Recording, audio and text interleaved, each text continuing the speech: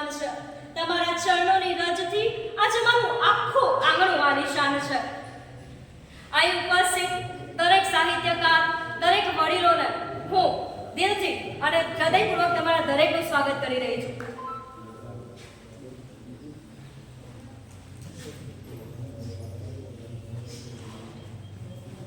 આજના આ અનેરા પ્રસંગની શરૂઆત માટે હું સર્વપ્રથમ અહીંયા આવેલા દરેક સાહિત્યકાર, દરેક વડીલોને સ્ટેજ પર આવવા વિનંતી કરીશ.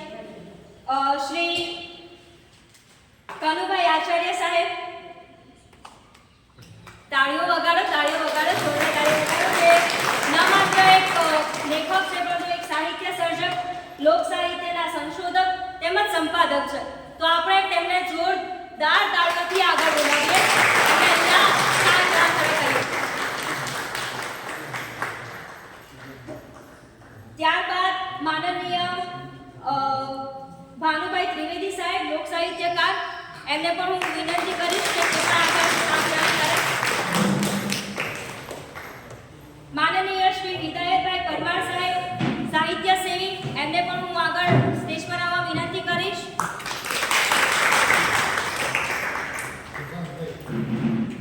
માનનીય ધર્માભાઈ શ્રીમાળી સાહેબ, જે ન માત્ર ખાલી લેખક છે પણ મુખ્ય વાર્તાકાર પણ છે. માનનીય મણિભાઈ સિદ્ધાર્થ સાહેબ,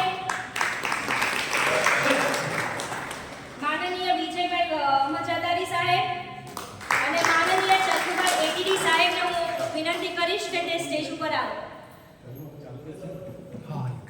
દાદા દાદી હોય તો આ જે આખું પારિવારિક જે સંરચના હોય છે એનું આબેહૂબ ચિત્રણ જે ગ્રામીણ સંસ્કૃતિનું છે એ આ પુસ્તકમાં આપણને જોવા મળે છે. અને આ પુસ્તક જ્યારે આપણે વાંચવાનું શરૂ કરીએ ને તો એનો જેમ જેમ એના ચેપ્ટર એક પતે તો એ બીજું ચેપ્ટર છે ને એ આપણને જકડી રાખે છે, વાંચવા માટે એક્સાઇટ કરે છે, ઉત્સુકતા પેદા કરે છે કે હવે પછીના ચેપ્ટરમાં શું થશે. તો એમની જે પ્રથમ નવલકથા એમના દાદાજીની જે સ્મૃતિઓના રૂપે હીરો કુંભાર, અને એના પછી આ જે આપણે પારખાનું આજે જે વિમોચન થાય છે એ પારખાના પુસ્તક તમે વાંચશો તો વધારે ખ્યાલ આવશે, પરંતુ જે એની અંદરનો જે સારાંશ છે, સમરાઇઝ કહીએ, એ સમરાઇઝ હું આપની સમક્ષ મૂકવા માંગીશ. એના મુખ્ય પાત્રો છે દલજી અને નવલ. આ કેન્દ્રિત પાત્રો છે અને આ પાત્રોની અરસપરસ આખું જે નવલકથા છે એ ફરતી રહે છે. જેમ આપણે ફિલ્મ જોઈએ અથવા ટેલિફિલ્મ જોઈએ તો એમાં કેવું શરૂઆતની અંદર એક સારું આનંદમય જીવન હોય છે, પછી સંઘર્ષના કારણે એક મિડલ યુગ આવે છે, એમાં ટ્રેજડી પણ હોય, સંઘર્ષથી પાત્ર જીવન પણ જીવતું હોય, એમાં કોઈ પાત્રના લગ્ન પણ થાય, લગ્ન પછી એ આજુબાજુના પડોશની અંદર, ગામની અંદર ઘણી વખત એવું નથી હોતું કે બધું જ સારું હોય છે. પરિવારની અંદર ઘણી વખત કોઈ પરિવાર સારું હોય તો એ પરિવાર વિશે ઈર્ષા કરનારા પણ અમુક તત્વો હોય છે જે આપણે એનો અનુભવ કરતા હોઈએ છીએ કે આ આવું છે, કે આ આવી છે, કે આવું છે. તો આ બધું એની અંદર ત્રણ ગામ ખૂબ જ મહત્વના છે જે કેન્દ્રિત ગામો છે. એક સમેડા છે, એક ધુમલી છે અને એક ધનપુર. ધનપુર એટલે આપણે પાલનપુર જેવું શહેર હોય જ્યાં આપણે કંઈ ખરીદવા માટે જતા હોઈએ. અને આ ધુમલી અને સમેડા ગામ છે એના વચ્ચે એક નદી સમી વહેતી હોય છે. અને આ નદી, આ જે નવલકથા છે એની અંદર આ નદીની સાથે જે ઋતુઓ, આખું જે ઋતુ ચક્ર છે 12 માસનું, એનું જે વર્ણન કર્યું છે રશ્મિભાઈને, સલામ છે.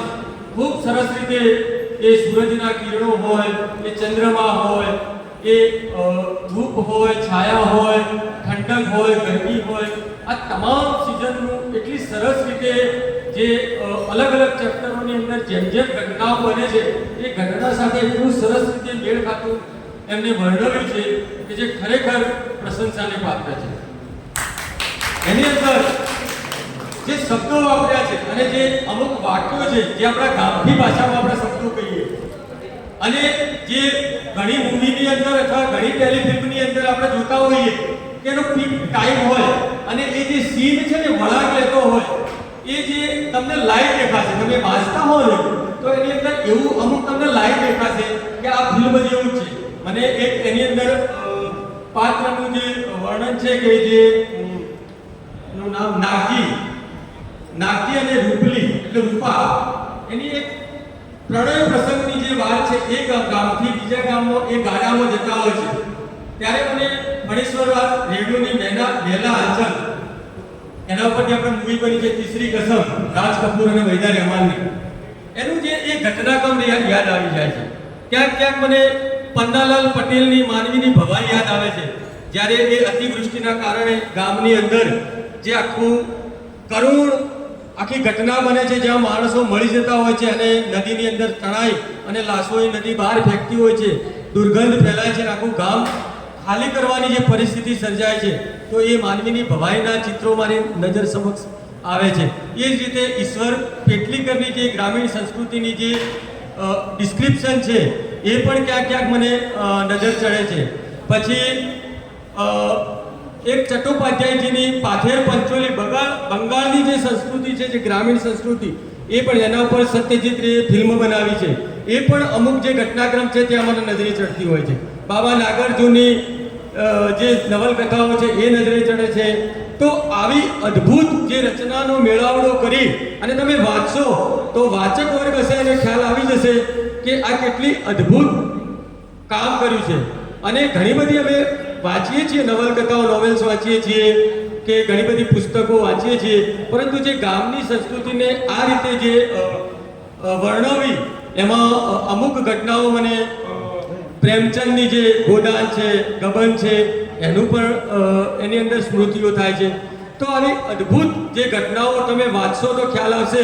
એટલે હું તમામને આગ્રહભરી વિનંતી કરું છું કે તમે આ જે પારખા છે એ વાંચશો તો જ તમને ખ્યાલ આવશે. એની અંદર ગામડાની અંદર જે આપણે જીવીએ છીએ એ આખી જીવનશૈલી તમને તાદ્રશ્ય પ્રેઝન્ટ થશે, તમને ઓડિયો વિઝ્યુઅલ મળશે એનું, અને તમને જકડી રાખશે.